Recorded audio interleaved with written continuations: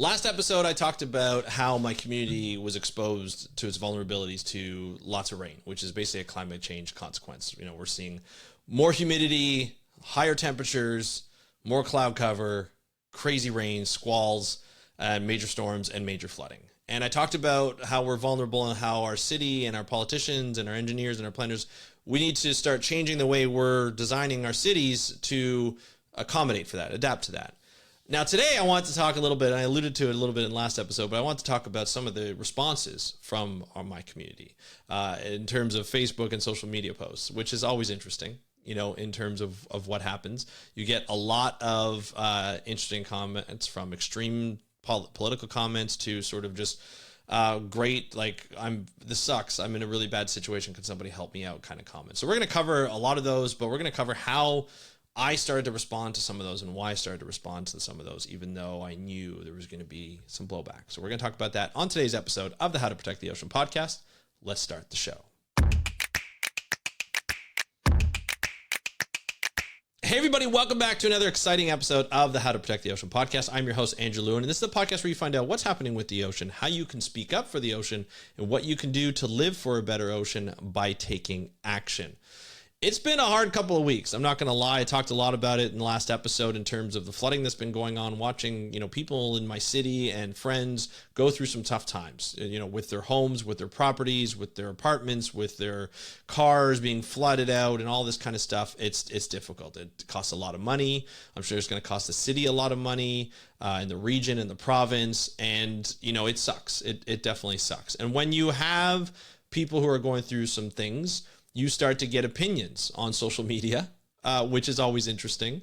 And you start to see how people are reacting to, you know, the travesty, the trauma that people have gone through. So from people who are directly affected and have to evacuate their homes, or had to, you know, they found out their insurance isn't covering the damages from these storms, that's devastating. You know, and that's a lot of money that they have to put into it, probably go into debt or get a loan from the bank. Who knows if they'll be able to get it. There's a lot of stress that goes into that as a family, losing belongings, losing photographs, things like that. It's stressful. You know, it's something that you have problems with, you know, years down the road. And when I talk about these types of traumas, it's not as bad as, like, you know, losing lives, mudslides and things like that other places around the world go through. You know, this is a nice community where, you know, it's high, you know, it costs a lot to live in this community. We pay a lot of taxes. We expect certain things back from the government and protection in designing the city. And we may not always agree with how certain cities or how certain politicians go about, you know, designing or working on the communities. But when it comes down to a thing like this, where people can be driven from their homes or, you know, lose possessions that cost a lot of money that they need, that is concerning, you know, for us. And so things need to change. And to get change and to see change, you hear people speaking out, which I fully for, you know, I'm not against the, you know, what that people are allowed to speak out. Sometimes I am concerned about the messages that come out and the problems that go on with that messaging. And, you know, that's just sort of like, I'm going to go over today what I do in terms of work with the community, like work with comments on social media. And to do that, you have to be in the right set of mind. You have to be, you know, your mental health has to be good, because you know you're going to go through it. If you start commenting and responding to other people's posts that you may not agree with, you have to be, you know, understanding that they may not like that you responded, and you don't know where the place that they're coming from or the place they're in, and you don't know how aggressive they're going to come back, and you don't know what that's going to put you through emotionally. So there's a thing that you have to stay focused. You have to be ready. You have to get a good amount of sleep. You have to be healthy, like mentally, and to help to do that and stay focused, I use MagicMind. I use MagicMind every day. It's like a little elixir. It has a lot of great like a lot of great things in it. It's got some like different types of mushrooms. It's got, you know, it's got this caffeine sort of, I like to call like balanced type of release. So, you know, when you like, I'm not a coffee drinker, so I'll have a pop that has a lot of caffeine in it. I'm not going to name the pop. I don't want to give it a bad name necessarily, but I rely sometimes on that pop to get you know, in the headspace, and it gives me that kick of caffeine to stay focused and to stay on my tasks and everything like that. And then all of a sudden I'm like, uh-oh, what do I do now? Like, I'm about to crash because that caffeine fix is released all at once.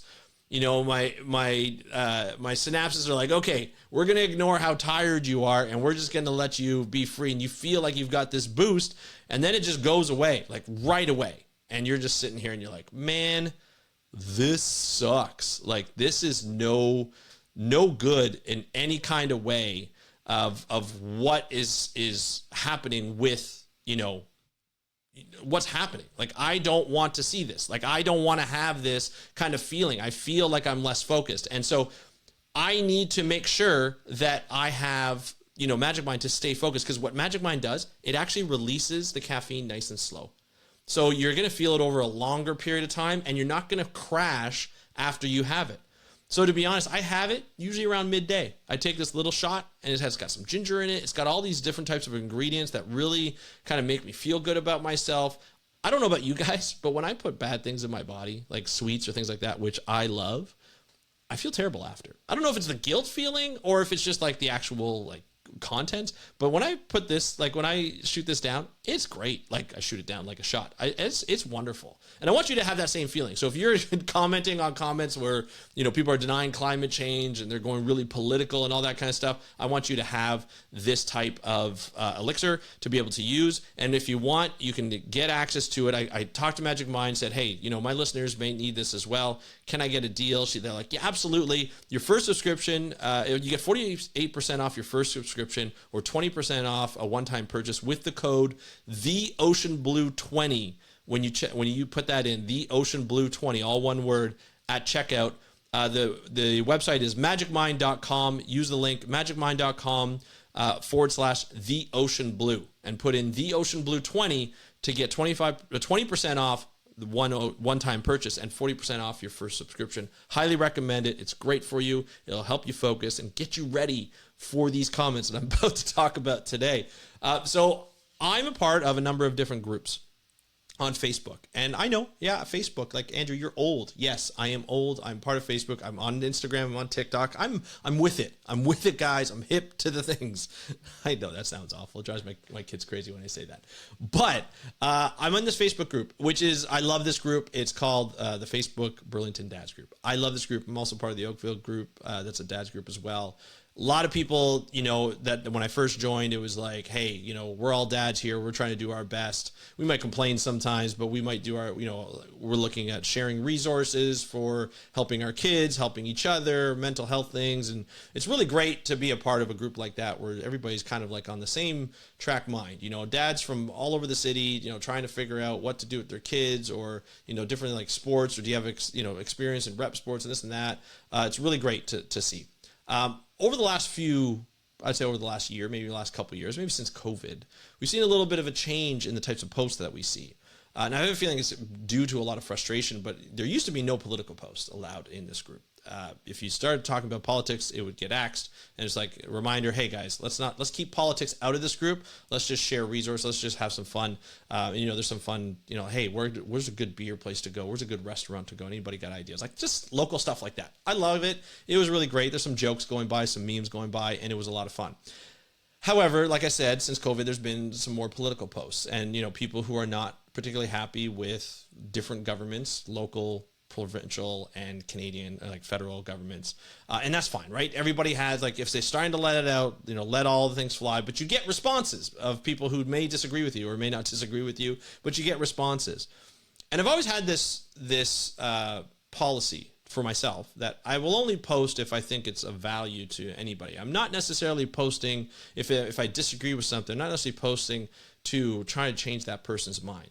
That's not up to me. That's not my job. My job is to kind of just inform. So when I see a post that's really related towards something that I know more about, especially if I disagree with it, I start to want to react to it. And I have to, like, look at how I react to it. I got to take the emotions out. You know, if people are calling each other names and stuff like that, maybe I'm not going to post. But if a post continues to come up, so as an example, this past week, I saw a lot of posts with the flooding. I saw a lot of posts with the damages. And you start to see posts about climate change denial and making fun of climate change. Like, oh, they're going to call this climate change problems, and they're going to call it this, and they're going to call it that. And, you know, Trudeau, as they like to call, you know, our Prime Minister Trudeau is going to do something about it. He's going to tax us more. And then, you know, the carbon tax comes up. Nobody wants to pay tax, and especially the carbon tax, and everybody's talking about these different things. And then you sit there and you're like, this seems to be a narrative that keeps coming up. And a lot of people don't want to comment on those posts and on those comments because they don't want to get into it with the person, knowing that they're probably not going to change their mind. And I get that. Like I said, I don't want to change anybody's mind. But that seems to be the narrative as more and more people talk about it. More and more people come out the woodwork like, yeah, that sucks. Like, why do we have to pay tax? And it's not showing, like, you know, it's the common sort of comment about the carbon tax here in Canada is like, well, we're paying our carbon tax. We've been paying it for 4 years, and we're still seeing wildfires. We're still seeing this damage. Shouldn't it stop? Obviously, that's not how it works, but that is a common comment that politicians have made, you know, business leaders have made, and local people have made. Like, just sort of like your everyday people who live in a city. And they've made that. And I get it. It's frustrating. Like I said, nobody wants to pay a tax. I don't want to pay a tax, especially a carbon tax. But it's good for it's supposed to help. It's one of the solutions, one of the many solutions that we're putting into place, and it's supposed to help. It's really supposed to help disincentivize you from doing things like driving a huge truck when you don't necessarily have to, and so you pay more in gas and you pay the carbon tax on that gas. So, you know, I went out, I went out and I got an EV, and now I don't have to pay gas, but I pay electricity. So now I got to be careful of my electricity. So there's all these different ways of incentivizing and disincentivizing in that. The carbon tax is one. You don't have to agree with me here, although I feel like I'm preaching to the choir here, but there are people out there who don't want to pay this tax, who are far against paying this tax, and they think it's affecting inflation. They think it's affecting our cost of living and everything like that, even though it's proven not to. But with that said, that narrative continues to come up and come up and come up, and nobody's responding to it because they know what they're going to have to go through with social media and commenters. You know, people are very quick to defend aggressively their stance. So if I went in, I'm like, hey, you're an idiot. You shouldn't do this.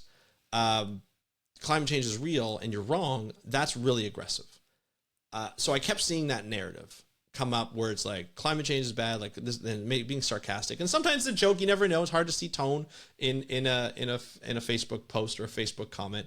But I started to feel the need to start to comment, and I'm not commenting to prove anybody wrong. I'm commenting for the person who's listening or watching these posts and reading these posts and starting to say, a lot of people believe in this.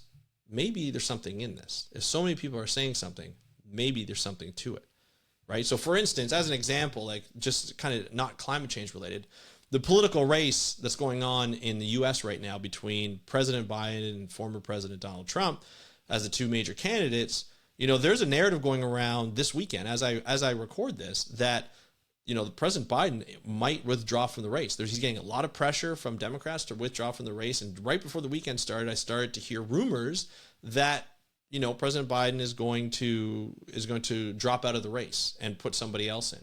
It's his decision alone, apparently.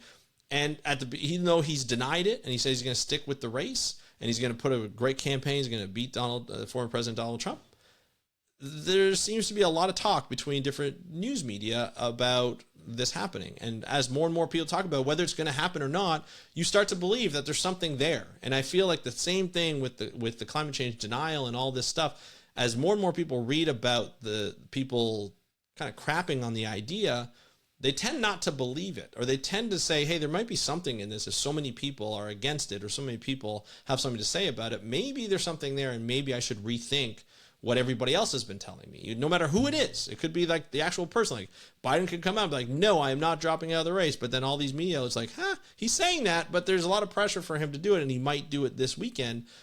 People are like, well, maybe it will happen this weekend, or they wouldn't be surprised if it did, or maybe they're expecting it to happen. Whereas, you know, with climate change, it's like, well, if enough people say no, or it's not happening, then eventually, you know, politicians are like, look, this is the most of my people. This is most of the people that I represent. So maybe I shouldn't do anything about climate change. Or maybe people are reading this like, maybe there's something in it. That's dangerous. That becomes dangerous. And that's when I start to respond, is to respond to the people who are reading it, who are kind of on the cusp of the idea, and they start to see their fellow, in this case, Burlington dads start talking about this denial and how talking about it's a joke and how talking about the carbon tax isn't working, even though there might be stats to show different. This is a problem. So I start to comment. And I went a little aggressive. I was like, look, the ignorance in this group about climate change is really scary. And then somebody responded, and I kind of expected. I was kind of baiting someone to respond, we went into this conversation, which I have to admit, it wasn't as aggressive as I thought. And I kind of know the person, from the past, not well, but I kind of know the person, and I don't know if he remembers me, but we used to work out at the same gym, and so like the rhetoric got a little better. Like, he started to talk about how climate change, and he mentioned politics and things like that. I took politics right out. I said, look, you may not agree with the solutions proposed by the government. Totally get that. Totally understand that. But the fact is that these storms had to do with climate change. Hurricane Beryl was a climate change consequence. We started to see increase in ocean temperatures above 100 degrees Fahrenheit, continued for quite a long time. A hurricane that's a Category 5 that happened in late June, early July, coming in through the Caribbean, devastating a lot of communities within small island states, coming up through sort of middle America and right into Canada, like right into Ontario. And we got those rains, and then flooding happened because of those rains. That's a climate change consequence. You cannot deny that didn't happen. You cannot deny that hurricane started earlier because of the consequences of climate change, right? And so these squalls have happened more and more because it's hotter. It's hotter every year. We're breaking records, and we're starting to see the consequences of that rainfall when we break these types of records, and we start to see more humidity in the air. That humidity has to go somewhere, and it comes down in rain, in major storms, and it comes down in rain in like short periods of time, and a lot of it. And so I started to say that, and the guy responded, well, it's like, now we're worried about a plastic straw. Why were to save a sea turtle and this and that? Why do we care about saving the sea turtle? So I responded to that. I said, that's a separate issue. But while you're on that, 30% of plastics, or 30% of plastics made by the fossil industry, is 30% of the greenhouse gas emissions. The plastics industry is made from petroleum. It's a petroleum product. And so 30% of that is turned into like greenhouse gas emissions. That's a scary thought. That's a significant portion, of greenhouse gas emissions, and to make these plastics. And then when they break down, they become problems. Like they're problems for humans, they're problems for animals. I said, yes, a plastic straw was taken out of a sea turtle, and it's become the inspiration, like a sea turtle's nose, and it has become an inspiration of the single-use plastic movement, of trying to decrease single-use plastic. It's actually inspired governments, including my own, Canada, and our own, to ban single-use plastics because of the major problem. That was an inspiration. It is not the fact that straws are causing the plastic problem. It's a fact that it's a tool that we use as inspiration to say, hey, look, this is we caught this in hand. I said 4 months later, there was a plastic fork that was dislodged from a sea turtle in the same area, like 70 kilometers down south of that area. A sea turtle had, all over the sea turtle had a fork in its, like, lodged in its nose. Same kind of problem. Actually, it was the same scientist who took it out. They become tools of an inspiration for a movement. And I've heard this before, where it's like, oh, who cares about a plastic straw? Well, we need to care about the plastic, and how much stuff we use as plastic. There has to be changes that happen. That's a separate issue, although it's kind of similar, because the fossil industry is responsible for making these plastics the way that they're made now, even though they can be different. So when we look at these types of comments, you have to inform, and that's what I'm doing. I'm informing, not necessarily to change the mind of the person I'm talking to. I don't need to change that person's mind. What I need to do is inform people who are reading this who may not see another side. And that's sort of the way I do things, the manner in which I roll on social media, to put a little slang into that. I'm showing how uncool I am in this episode. Regardless, look, that's my method, and that seems to work, because it didn't turn into aggression. Highly thank that, like, the person I was working with or going back and forth with. And it's fine that we disagree on something. However, like, other people got to see another side, and you start to see likes on my comments, and I'm not insulting somebody. I'm not coming out and saying, hey, you're an idiot, or I think you're an idiot. I don't. This is somebody who I feel is not correct in what they're saying and how they're going about it. I'm trying to take politics out of it, because I don't care if you don't like the prime minister, or if you do like the prime minister or their methods. Is that climate change is climate change. You may not like the way we manage things. Same with COVID. We may not like some of the ways that it was managed. There's some things that the provincial government and the federal government that I didn't like in that situation, but you have to look at the overall situation that we're in, and this is what the government decided to go to. If you don't like it, vote them out. That's fine. That's not the issue here. The issue is that you are denying what's happening you're denying that it's a climate change issue, and it's a climate change issue. And if we continue to deny it, and our politicians read those comments and look at, well, most of the people that are speaking up are against climate change. So why am I going to run on something that says, hey, we're going to do something about climate change when you're highly against it? I'm not going to get voted in. That's a concern, right? That's a concern that we see happen over and over again when politicians get into, whether it be local, provincial, or national governments. They don't do the things that we would hope that they would do to protect us, to make sure that our community is resilient so that we become climate change resilient, right? That's sort of the issue. So the comments matter. And if you're somebody who is adamant about trying to inform people, like I am, you make comments not for the people you're arguing against or debating against. You're making comments for the people who are watching, who want to see another side and are okay, like feel scared, because sometimes saying what you think and saying what you believe in and saying what whether they're fact or not, is very difficult on both sides of any issue, because you never know how people are going to react. And if you don't want the aggression, that's scary, especially if it's in person, right? And so being able to speak up and being able to comment on certain things, not to change somebody's mind and not to get personal, but to inform people, is the way I go about it. And maybe you can do that too. But I'd love to hear your method of going at people when you see something you don't agree with. I'd love to hear it, especially when it comes in the context of climate change or ocean conservation and ocean science. Love to hear your thoughts. Hit me up on Instagram at How to Protect the Ocean. That's at How to Protect the Ocean.